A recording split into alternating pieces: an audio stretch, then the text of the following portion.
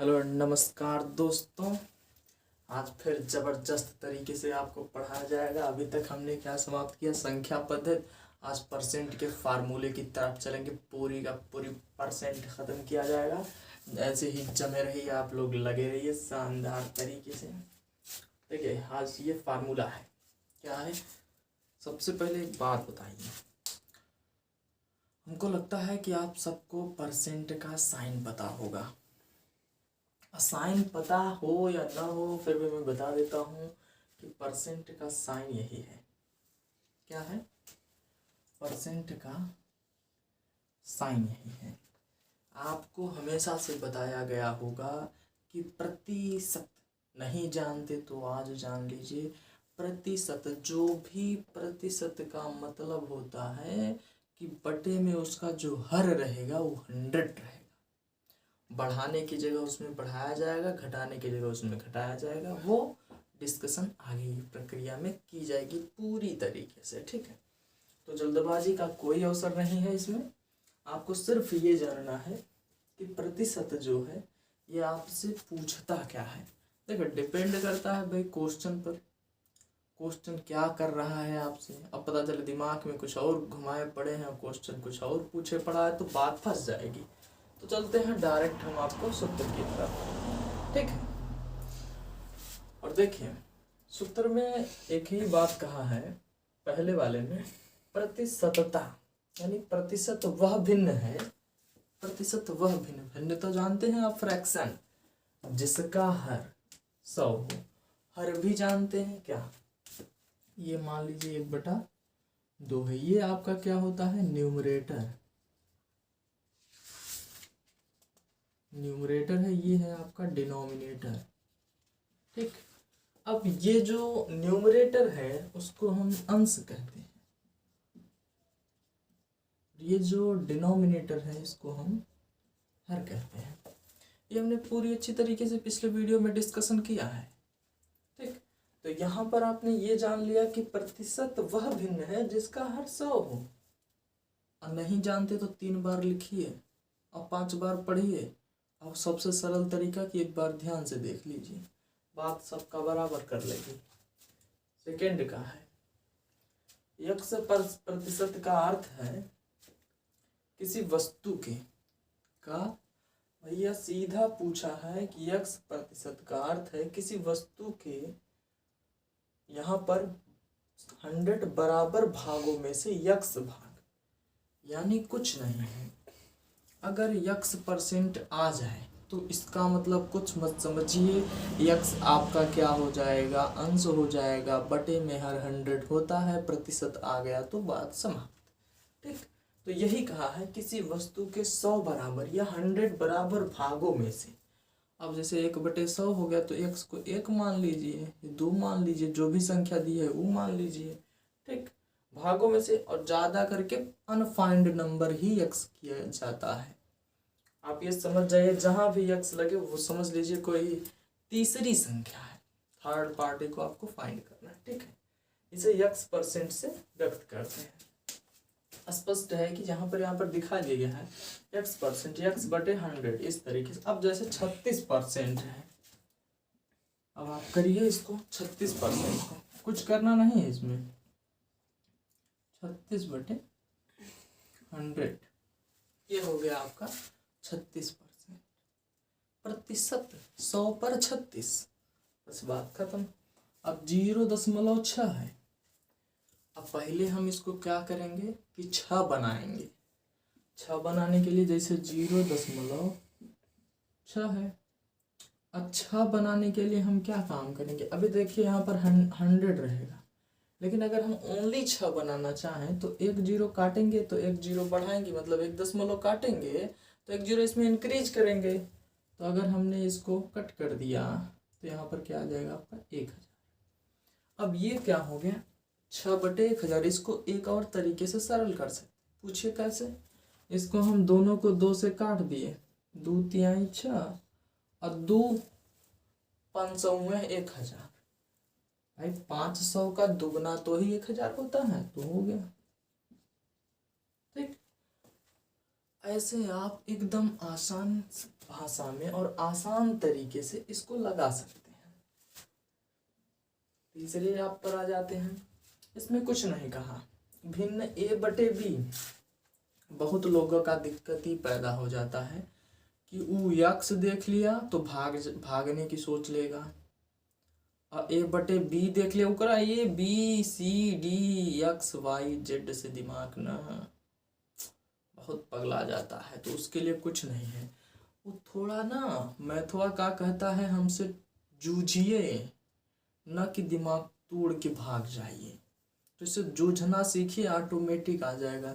जब एक बार आ गया ना तो 10 घंटा फ्री बैठ जाएंगे, और नहीं आया ना 5 मिनट में ये पानी है, वो है, ये नाटक है, सब कुछ चलेगा। ठीक, तो देखिए भिन्न ए बटे बी को परसेंट में व्यक्त करने के लिए सूत्र अब ऐसे दे दिया तो कुछ नहीं भैया, ए बटा बी अनफाइंड नंबर है, हम कई बार बताएं, इसको फाइंड किया जाएगा या फिर यहीं पर कोई संख्या दे दी जाएगी, वही चीज़ है। क्योंकि हम एक साथ सभी संख्या को तो लिख नहीं सकते, तो संख्या का एक अलग रूप देते हैं जिससे हम ये जान सके हाँ यहाँ पर कोई संख्या आ सकती है। तो वह है हमारा ए बटे बी।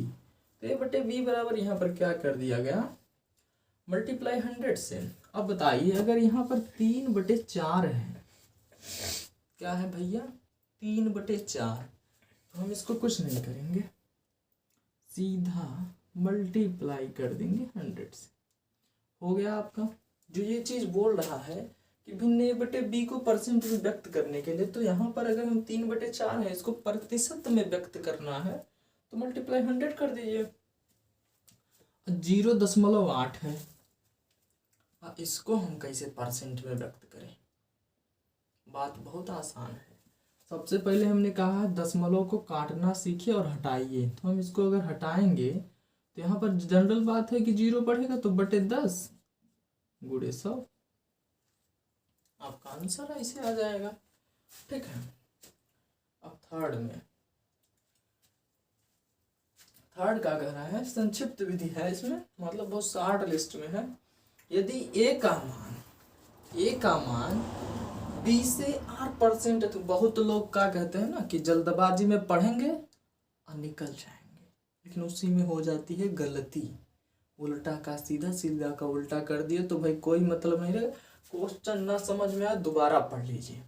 यदि ए का मान बी से r% अधिक हो, तो क्या करा, सीधा बी से ए का मान अधिक है, इसको आप जस्ट अपोजिट करिए लेकिन सीधा निकले, तो क्या कहेंगे कि यहाँ पर हो जाएगा आपका, जैसे ए का मान बी से अधिक है तो आप कह सकते हैं बी का मान ए से कम है, ये कह सकते हैं ना। यहाँ तो ये तो नहीं कह सकते कि ए का मान बी से कम है, क्योंकि तब तो उल्टा सीधा हो जाएगा, यही करना है ना। तो इस तरीके का जब आए तो आपको कुछ नहीं करना, तो यहाँ पर r बटे, क्योंकि देखिए अधिक बोल रहा है, ए का मान बी से r% अधिक है, जब अधिक वाले आ जाए तो r बटे 100 प्लस r मल्टीप्लाई 100 करेंगे, आपका आंसर आ जाएगा। ठीक, अब यहाँ पर देखिए क्या है, फोर्थ, यदि a का मान b से r% कम हो, वही जस्ट अपोजिट चीज है कि यदि a का मान b से r% कम हो तो या b का मान a से r% अधिक हो। देखिए यहाँ पर क्या है, इसको देख के आप मत घबराइए, यहाँ से यहाँ तक एक सेंटेंस है, फिर यहाँ पर या अथवा आर लगा सकते हैं, ये एक सेंटेंस है। जिस तरीके से हमने इसको पहले भी ऊपर चेंज करना बताया था, इसमें है दोनों सेम चीज, लेकिन क्या है ना, वो बोलने का तरीका अलग बताया है कि यदि ए का मान बी से r% कम हो तो यहाँ सीधा लिख दिया बी का मान ए से अधिक है, हो गया ना बात वही। यहाँ पर कुछ नहीं करना, r बटे 100 माइनस r, क्योंकि भाई यहाँ पर क्या है, यहाँ पर b ए का मान b से अधिक था और यहाँ ए का मान b से r% कम है, तो जब कम है तो r भाई घटाएंगे ना, जब कम है तो 100 में से घट जाएगा और मल्टीप्लाई बाई 100 आ जाएगा आंसर। ठीक, फिर देखिए पांचवा क्या है, किसी वस्तु के भाव में, क्या कह रहा है, किसी वस्तु के भाव में r% वृद्धि हो जाने पर इस मद पर खर्च न बढ़े, इसके लिए वस्तु की खपत में कमी। अब देखिए बात बताया है, किसी वस्तु की भाव में, अगर कोई वस्तु है उसका भाव है कुछ भी रेट हो, R% वृद्धि, यहाँ पर देखिए वृद्धि हो जाने पर, पहले वृद्धि हो गई, ठीक है, इस मद पर खर्च न बढ़े और इस मद पर खर्च न बढ़े, इसके लिए वस्तु की खपत में कमी। तो यहाँ पर सीधा जब वृद्धि हो गई तो R/100 plus R multiply 100, R जो भी रहेगा मान दिया रहेगा, ठीक है, R से भी आप मत घबराइए, R मान वहाँ पर दिया रहेगा। अब यहाँ पर देखिए, किसी वस्तु के भाव में R% कमी, बस अगर आपको कमी और अधिक लगे तो यहीं पर तो चेंज करना है। अब देखिए यहाँ पर ये चीज है माइनस रहेगा, ठीक है, R माइनस, ओके। अगर यहाँ पर यदि किसी वस्तु के भाव में R% कमी आ जाने पर इस मद पर खर्च कम न हो, इस मद पर खर्च कम न हो, वस्तु की खपत में वृद्धि, तो वस्तु की खपत में वृद्धि करनी है तो सिंपल आप यहाँ पर क्या लगा सकते हैं, जो है वैसे रख सकते हैं, यहाँ पर इसकी तरफ देख के, ठीक है। तो इस तरीके से आपका हो जाए। अगला भी हम आपको बताते हैं, बने रहिए, कुछ सूत्र तो देख रहे हैं, जैसा इसमें हमने बता दिया है कि किसी वस्तु के भाव में R% कमी आ जाने पर इस पर खर्च कम, तो बात एकदम सही है कि खर्च कम होगी तो कमी, देखिए जब कमी आ जाए तो यहाँ पर वृद्धि का चक्कर ना देखिए, सबसे पहले भाव में अगर कमी आ गई तो R/100 minus R multiply by 100 और इसका परसेंट आ जाएगा, ठीक है। अब यहाँ पर छोड़िए, अब हम इसकी तरफ चलते हैं ना, ये जो हमने नया सूत्र लिखा है बस परसेंट का ही है, ठीक है। तो इसमें क्या है, जनसंख्या पर आधारित प्रश्न, किस पे है भाई, जनसंख्या वाला क्वेश्चन जैसे आ गया तो उसके लिए है, ठीक है। माना किसी शहर की जनसंख्या P है, क्या है, किसी शहर की जनसंख्या P है, यह R% वार्षिक दर से बढ़ती है, कितने परसेंट, R% अनफाइंड है, वहां पर दिया रहेगा 5% वार्षिक दर से, 6% वार्षिक दर से, ठीक, इस तरीके से। तब क्या काम करेंगे आप, n वर्ष बाद जनसंख्या निकालनी है तो आपको कुछ नहीं, यहाँ पर P रहेगा, कोष्ठक में 1 प्लस R/100, और जितनी वर्ष बाद जनसंख्या रहेगी जो n है वो उसके क्या घात में लग जाएगा, ठीक है। B क्या है आपका, n वर्ष पूर्व, अभी तो हमने क्या निकाला n वर्ष बाद, लेकिन n वर्ष अगर पूर्व जनसंख्या निकालनी हुई तो आपको कुछ नहीं, यहाँ जो P का मल्टीप्लाई आप कर रहे थे ऐसा न करके P/1 प्लस R/100 के खाते n लगा देंगे, ठीक।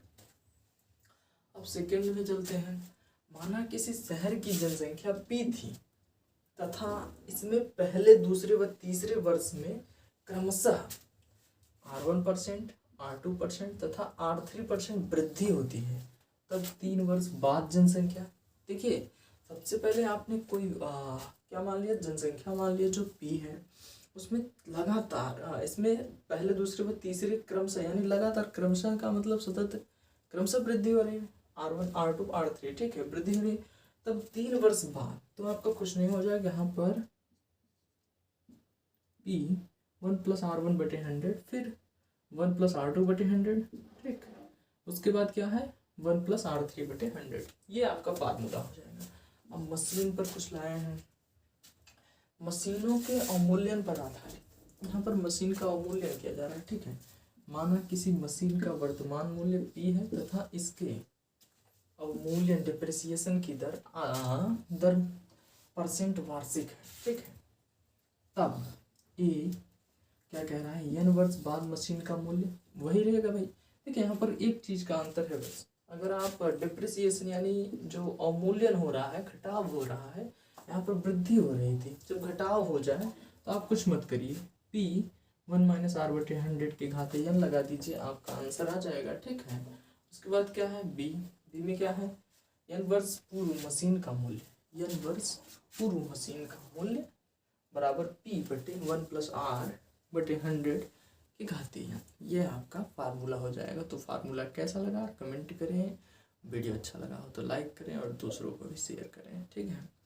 अब इसके बाद हम आपको सीधा सवाल की तरफ लेकर चलेंगे, तो कैसा लगा, थैंक यू फ्रेंड्स।